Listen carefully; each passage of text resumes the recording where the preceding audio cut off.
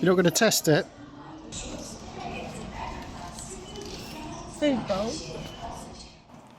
5 minutes to go and we're going to meet our new crew member, and I'm really nervous. I didn't think I would be, but I am nervous. It's like going on a date.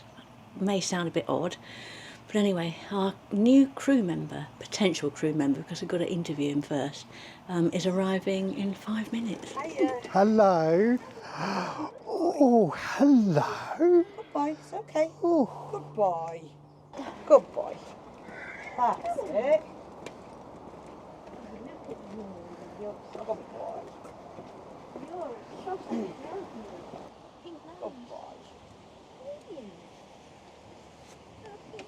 So he's a little bit worried by the camera, I think, Yeah, as much as anything. probably. He's going to have to get used to that, I'm afraid. Is he all right to sit loose?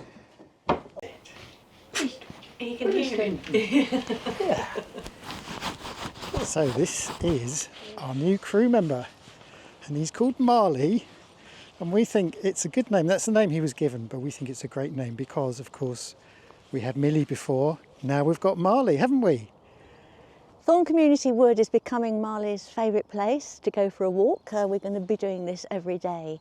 I thought I'd just take a moment to explain about his background. He was originally with his first owners from the age of 3 months, and they had him for a good while, a year or more, but sadly the family broke up. We don't know any reasons or anything that was going on, but he was left with the mum and 2 small children under the age of 3, and she was trying to run her own business and it was just all too much for her. So she had to give him up, and it was very, very sad, but she had to give him up. And that was last year. It's 2025 now, so towards the end of 2024, in about October, he was given up to find new owners.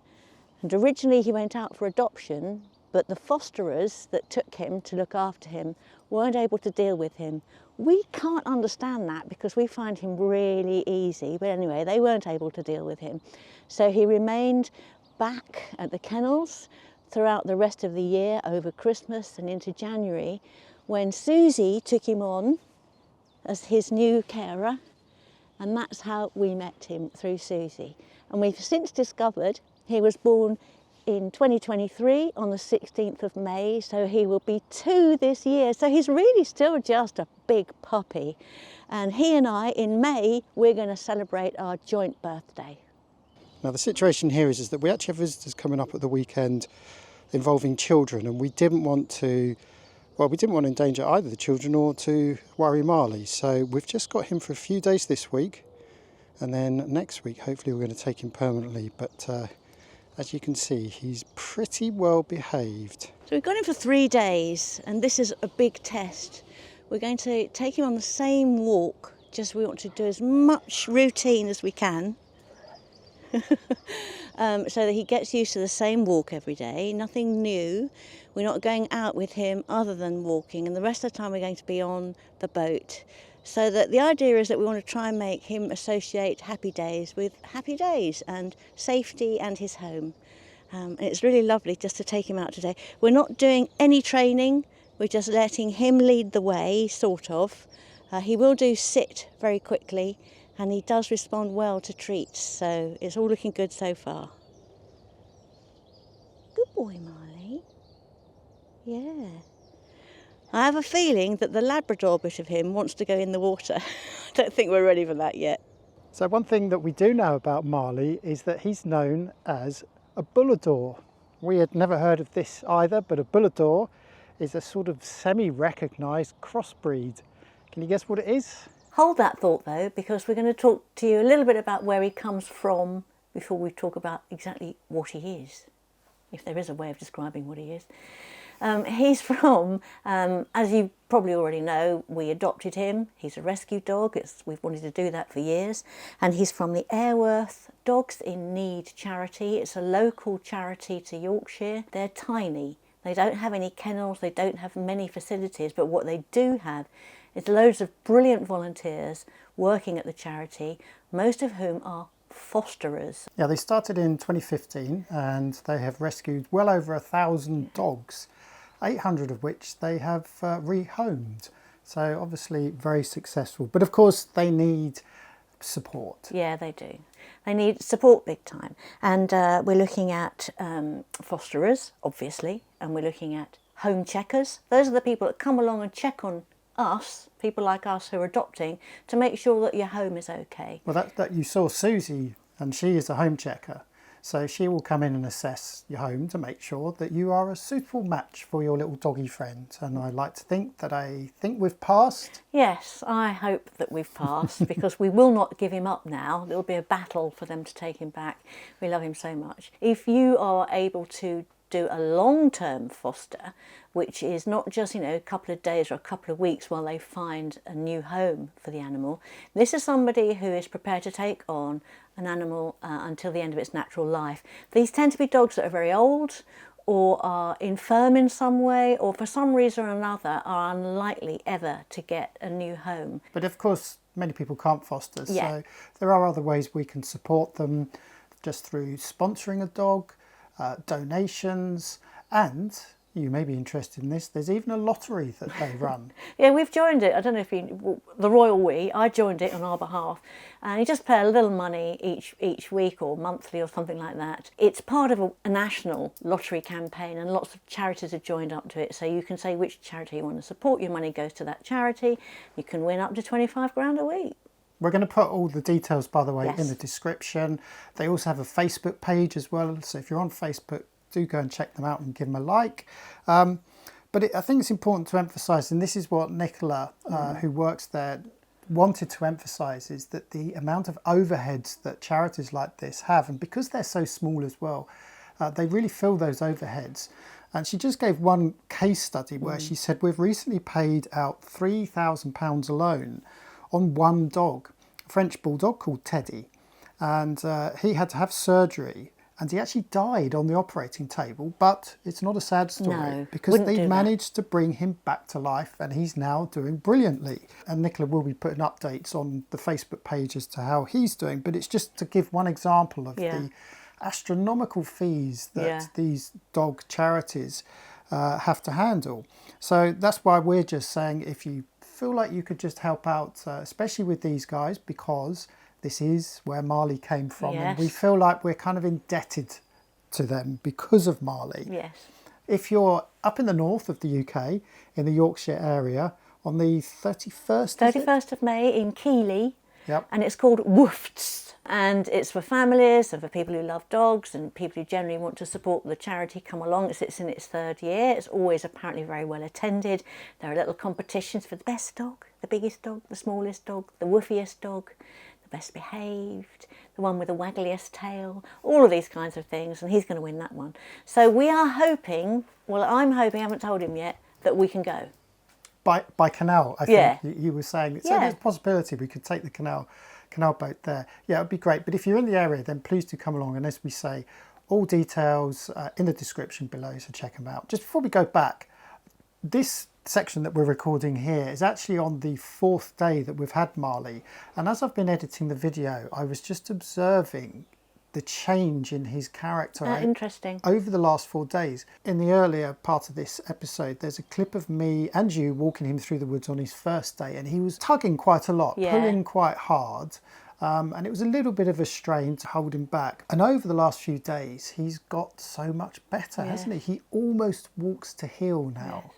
His temperament has changed from rather enthusiastic. There's a little clip towards the end where you'll see he jumps on Liz because she antagonises him, and he just gets a little bit feisty. No, it was a happy it was very happy. He wasn't having a go at me. In fact, it was completely the opposite. He was very, very excited.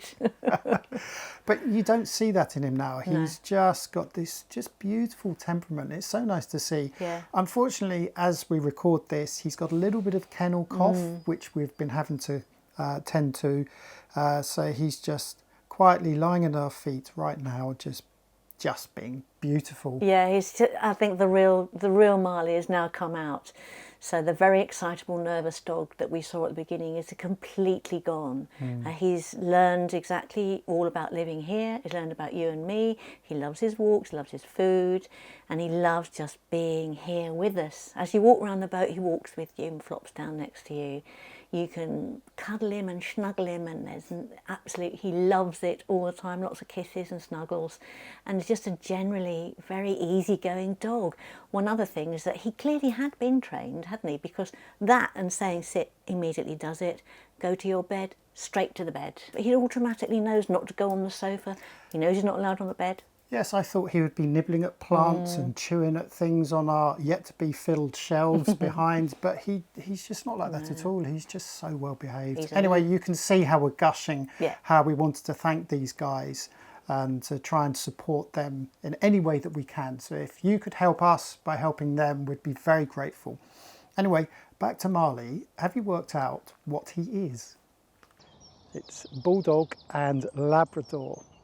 Now the funny thing is depending on the time of the day or the angle of view that you get of him, sometimes he's fully Labrador and other times you can clearly see the Bulldog in him. You'll have seen that he's got that sort of stocky Bulldog stance sometimes, and he's quite sort of lithe and muscular around the back end. And also you can see it in his face sometimes, but other times he just looks completely lab. He's just like a lab. We're interested to know if he's going to be adventurous on the canals, because one of the things Lab's doing is retrieving and swimming and jumping in the water. I was chatting to Nicola this morning, who's one of the volunteers, and I said to her, we want to know, is he going to be Lab-like and go swimming? And she replied saying, well, hopefully he's Bulldog-like and doesn't want to go swimming. So he's a real cross, and he's 50-50, although I'd say perhaps more Lab than Bulldog maybe. That's Marley taking Liz for a walk. So we've just had him on board with Susie, who's his foster mum. She came to see us, and so he's got to know the boat. We spent about an hour just chatting and running around the boat with him, and he is extremely playful, but he's also very well natured. He's quite, not placid, but he's, how would you describe him, Liz? He's gentle. He's interested in everything, and he just needs a bit of love and a bit of continuity in his life, which is what we're hoping to give him. So we've been trying to work out how much of a Lab he is and how much of a Bulldog. What we do know is that he is very good at retrieving. We've got him 2 little toys that he loves to play with, and if you throw them down the end of the boat, he'll race towards it, pick them up and bring them straight back to you. And of course, typically trying to get it out of his jaws is another game unto itself. But he definitely has a bit of Bulldog as well, especially after he's been drinking water. He has a little bit of slobber, Bulldog slobber, so we've got a towel to hand to just wipe his jaws dry. But he's not too slobbery, really. He's just gorgeous. We love him, don't we, Miles? Look at him. Look how obedient he is. That's the other thing, is that he's clearly been trained already. He's been house trained, and generally, on the whole, his behaviour 90% of the time is pretty placid. It's when you get the toys out that he starts to get a little bit frisky. Oh, Lordy. Oh, that was exciting, wasn't it? What did I say to you? What did I say?